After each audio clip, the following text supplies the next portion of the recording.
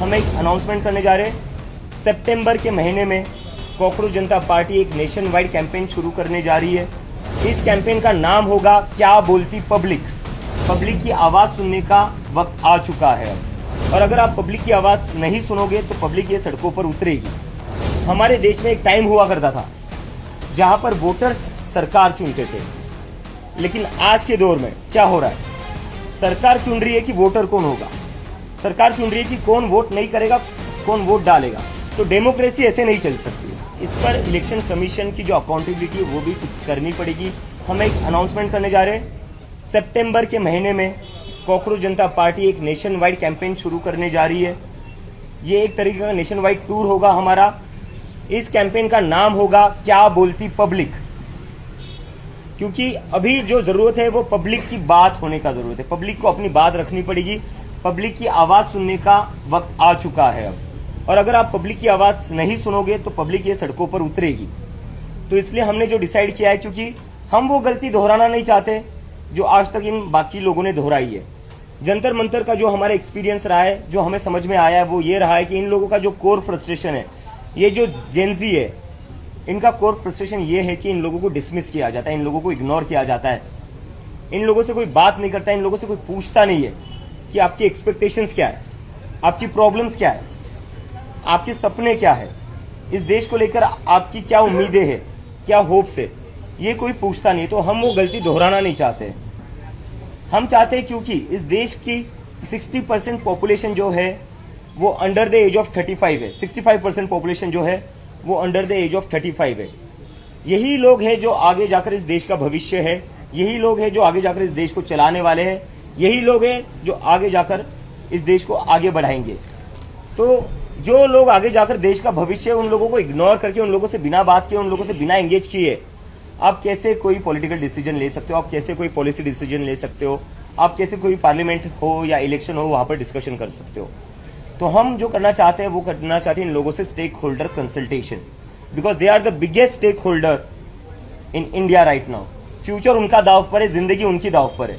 तो कॉकरोच जनता पार्टी इन सभी पूरे देश भर में घूमेगी, इन सभी लोगों से बातचीत करेगी, समझेगी इनके मुद्दे क्या है, इनकी क्या एक्सपेक्टेशंस है, और देश की एक इन टोटलिटी पॉलिटिक्स किस तरीके की होनी चाहिए, पॉलिटिक्स के मुद्दे क्या होने चाहिए। बिकॉज हम शुरुआत से कह रहे कि हम एक प्रेशर ग्रुप है जो चाहते कि एक पॉलिटिकल डिस्कोर्स चेंज हो इस देश का, क्योंकि पॉलिटिकल डिस्कोर्स में हमारे देश के पॉलिटिकल डिस्कोर्स के नाम पर क्या होता है, यूपी में होता है शमशान बनेगा या कब्रिस्तान बनेगा, महाराष्ट्र में आते हैं तो कहते हैं बटोगे या कटोगे। इससे किसी को जॉब्स नहीं मिल रही है, इससे किसी को अच्छी शिक्षा नहीं मिल रही है। तो हम जो चाहते हैं वो ये है कि मुद्दों की बात हो, शिक्षा की बात हो, बेरोजगारी की बात हो, और इसके साथ साथ इस देश के युवा, उनकी जो भी उम्मीदें, उनके जो भी कंसर्न्स हो, बात उस पर हो, देश के युवाओं की बात हो, उनके मन की बात ज़रूरी है, क्योंकि दे आर इन मेजॉरिटी, उनकी बात आपको सुननी पड़ेगी। और इसके साथ साथ हमारा जो अभी एक ये रहेगा कि कॉकरोच जनता पार्टी किन मुद्दों पर आगे बढ़ेगी। ये तो हो गया क्या बोलती पब्लिक, एक हमारा नेशन वाइड कैंपेन हो गया। कॉकरोच जनता पार्टी कौन से मुद्दे उठाएगी, ये भी एक बहुत क्यूरियोसिटी है, तो इस पर मैं बोल देता हूँ। एजुकेशन रिफॉर्म्स एक सबसे बड़ी हमारी टॉप प्रायोरिटी रहेगा, क्योंकि आज हमारी देश की जो भी हालत है वो इसी की वजह से, क्योंकि एजुकेशन प्रायोरिटी नहीं है, ना वो किसी भी पॉलिटिकल पार्टी की है, ना वो सरकार में जो लोग बैठे हुए ना उसकी प्रायोरिटी है। तो इसलिए एजुकेशन रिफॉर्म्स हम चाहते हैं। आज की डेट में हमारे देश में एजुकेशन अनअफोर्डेबल बन चुका है। अगर किसी को अपने बच्चे को स्कूल में भेजना है, एडमिशन दिलवाना है प्राइवेट स्कूल में, सरकारी स्कूलों की तो क्या हाल कर रखी है हमने दिखाई है। पिछले 10 साल में 94,000 सरकारी स्कूल बंद कर दिए गए। इन स्कूलों को सुधारा जा सकता था, रेनोवेट किया जा सकता था, लेकिन सरकार ने क्या चुना, सरकार ने सरकारी स्कूलों को बंद करना चुना, क्योंकि फायदा इससे सीधा प्राइवेट स्कूलों को होगा। तो सरकार की तो कहीं पर भी प्राथमिकता नहीं है कि कैसे ज्यादा से ज्यादा बच्चों को एजुकेशन मिले। हम वो बदलना चाहते हैं। हम चाहते हैं कि ये जो शिक्षा को इतना एक्सपेंसिव बनाया है, स्कूलिंग को इतना एक्सपेंसिव बनाया हुआ है, वो एक तो पहले कम हो जाए। कैसे कोई family, middle class family, lower middle class family अपने बच्चे को अच्छा एजुकेशन दिला सकती है, जब उनको हर साल 1-1.5 लाख की तो फीस ही देनी पड़ती है फर्स्ट या सेकंड स्टैंडर्ड के लिए। उतनी तो ना इनकम होती है, ना सेविंग्स होती है फैमिलीज की। जो परिवार 40-50 हज़ार कमाता है, घर चलाने में उसके 30-40 हज़ार जाएंगे, बचेगा क्या? बचेंगे 10 हज़ार हर महीने के। कहाँ से एक साल के वो 1-1.5 लाख भरेंगे? तो ये सबसे पहले कम होना चाहिए। प्राइवेट स्कूलों पर कैप लगना चाहिए फीस के रिगार्डिंग। सरकारी स्कूलों पर सरकार को काम करना पड़ेगा। आपकी जिम्मेदारी है सरकारी स्कूल चलाना। जिस तरह से अपने डीमोनेटाइजेशन के बाद हर जिले में अपने मुख्यालय खोल दिए थे, अपने हेडक्वार्टर्स खोल दिए थे, आपने क्यों वैसे स्कूल्स नहीं खोले? उल्टा आप स्कूल बंद करते गए हो। तो ये नहीं चलेगा। एजुकेशन रिफॉर्म जरूरी है। और ये बस प्राइमरी स्कूल की बात नहीं है, जो कॉलेजेस में भी डोनेशन आते, मैनेजमेंट कोटा चलता है, डोनेशंस के नाम पर जो सीटें भरी जाती है।